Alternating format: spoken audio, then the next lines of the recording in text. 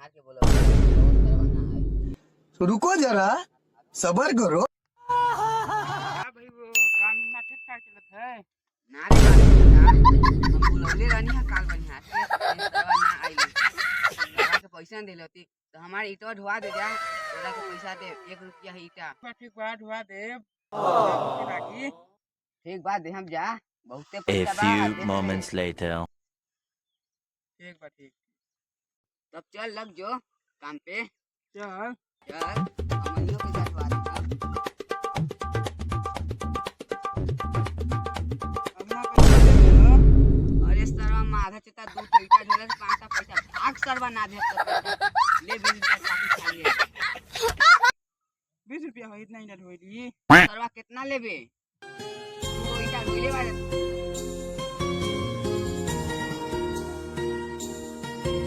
ले सरवा 20 रुपया पकड़ भाग जा। हाँ 4 गो ईटा